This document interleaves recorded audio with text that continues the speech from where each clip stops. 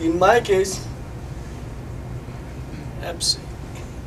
in all sincerity, with utmost authenticity, I can say that no more incarnation. This is the very end of my earthly sojourn.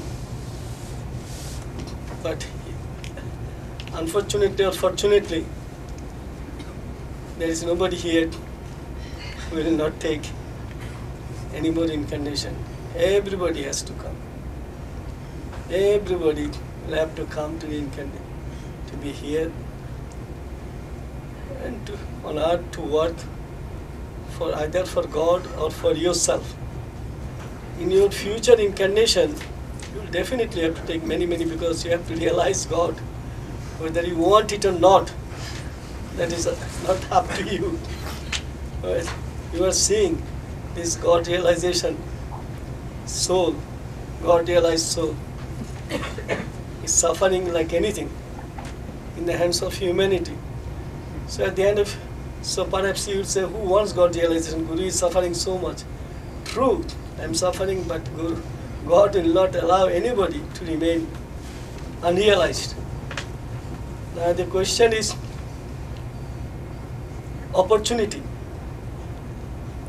All the spiritual masters have said that if you get a God-realized soul in any human incarnation, then you get utmost opportunity not only to run the fastest in that particular incarnation, but also you get ample opportunity if you can please your master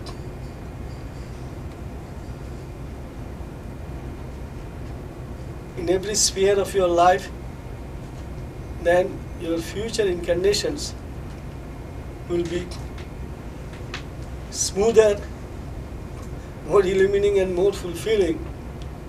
You will be able to reduce your future incarnation.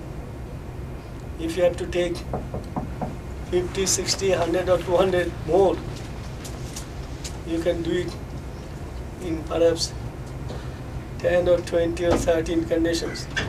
But rest assured that there is nobody here on earth who can say that I won't take any more incarnation, or I don't care for God realization, I don't need God, will not allow anybody to remain unrealized. So you have to come again and again and again. But only the question is, if in this incarnation, means for you I am telling, if you are not taking advantage of your association, connection, inner connection, outer connection with me, you are not utilizing it properly, then you are making the Himalayan mistake.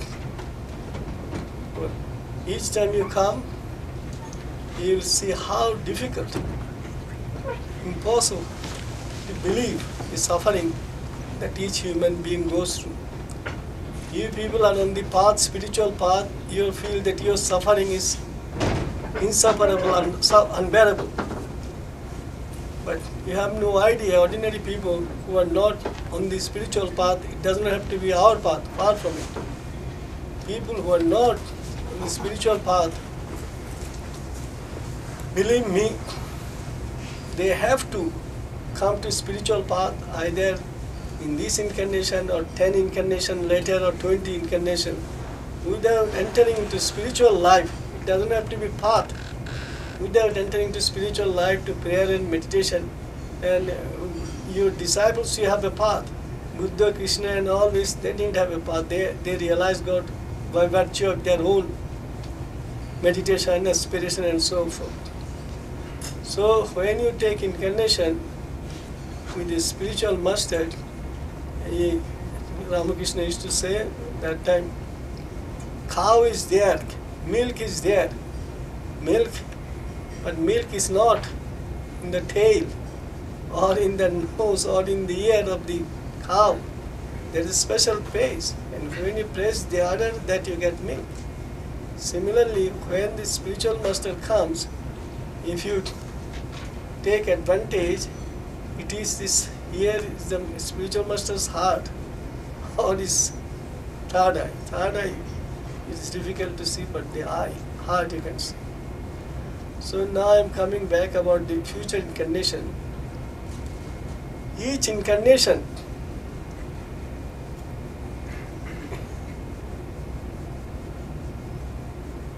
gives us experiences,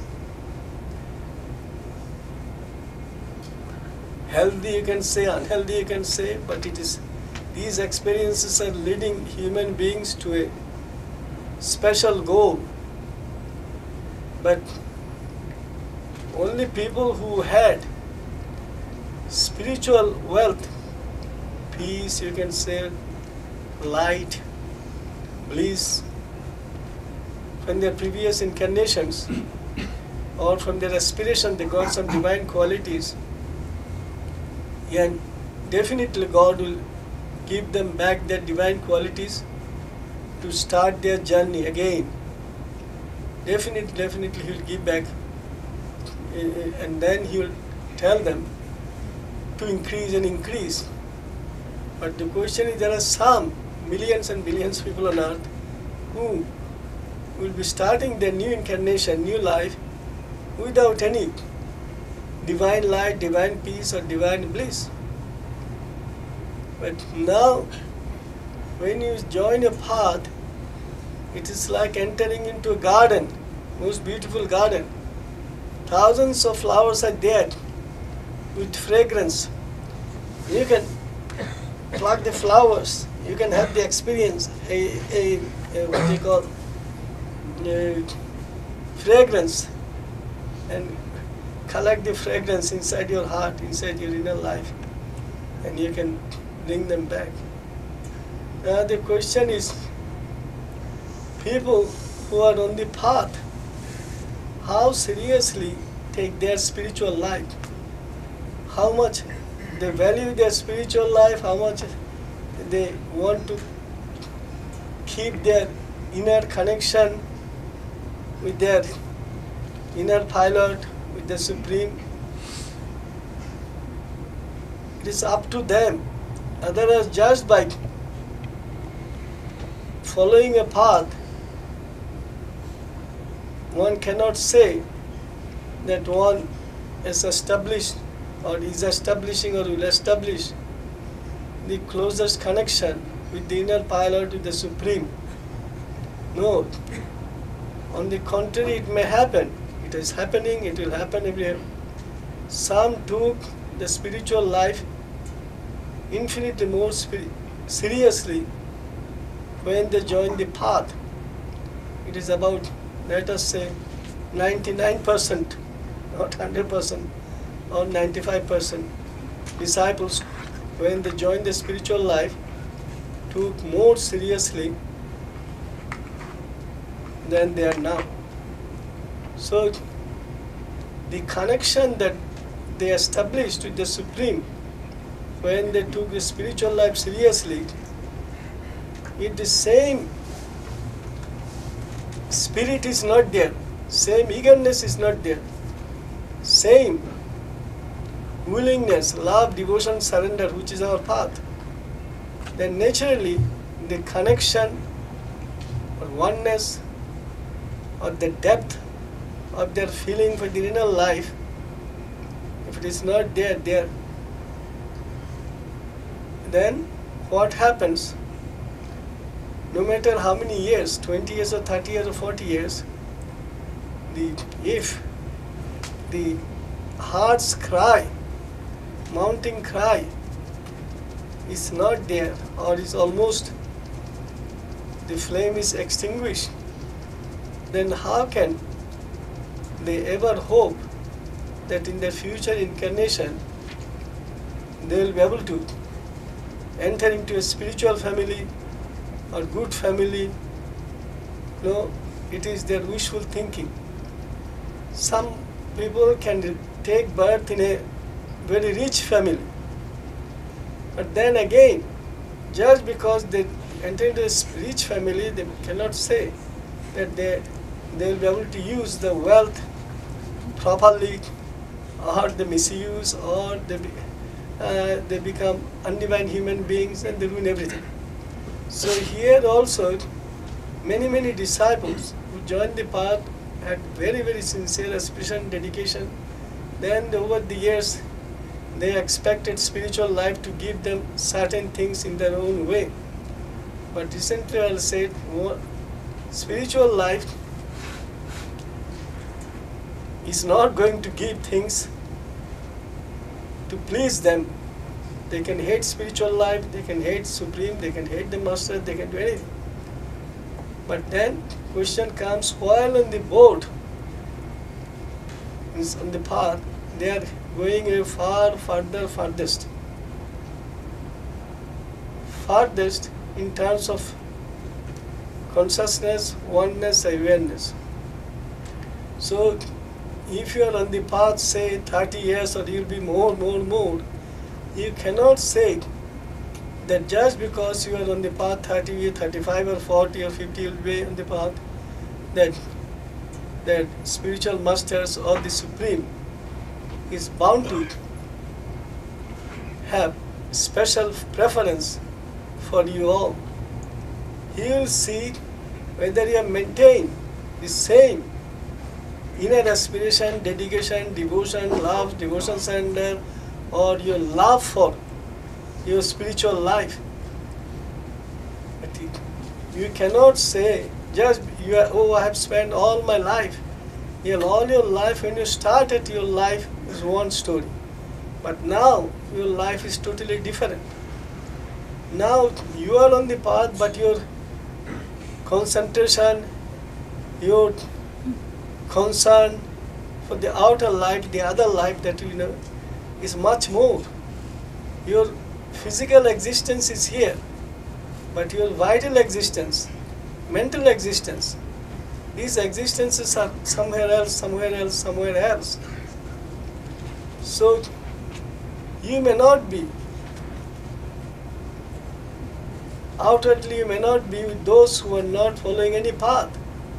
But if your aspiration is gone down considerably and absolutely touch the rock bottom, they say, I use the term abysmal abyss, you are in no way better than those who are not consciously praying and meditating. Now I am again coming back to reincarnation, because when you go away, you will go against some. If they follow our path lovingly, devotedly, soulfully, self-givingly, then when they are about to leave, I shall personally come, or I shall send some representatives. But future life, please do not think that this is your last incarnation. To all of you I am telling, again, the vital in you sometimes will desire to come back. But this heart in you may not try to come back because of the suffering. But whether you are afraid of the future life, whether you care for it or not, those things will not be counted, because you have to come back and come back. Not only you, every human being who is incarnated, and God has patience, infinite patience, He will send you. So now if one is wise, if one wants to get double promotion or triple promotion, if one wants to be an excellent runner, and if one gets a coach, and if one has talents, one definitely runs faster. So when you enter into spiritual life, if you have a master and if you have inner pilot, naturally you are given the ample opportunity to run fastest. But then question comes, when you're in the boat, when you're in the path, where you are going, whether you want to make the fastest progress, or you want to go at the speed of India's bullock cart, you can. But the question is, once you enter into the marathon, you can stop, you can lie down, But the gods will come and force you to start running or walking.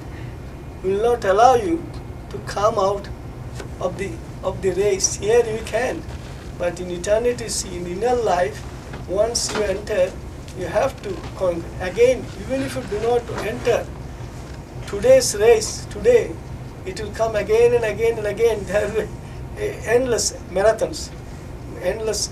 So there you have to participate. Today if you say, I am not ready, I don't care for it, all right. But tomorrow, you can say that, but day after tomorrow, you will be compelled to enter into this inner race, inner marathon. You have to run. There, again, some runners run the fastest, while others do not, while others are useless. But they go, they slowly, they have to reach their destination. Now the question is, spiritual masters on the path, when they realize God, they promise that they're going to come back. Everybody. And I assure you, nobody has come back and nobody will come back.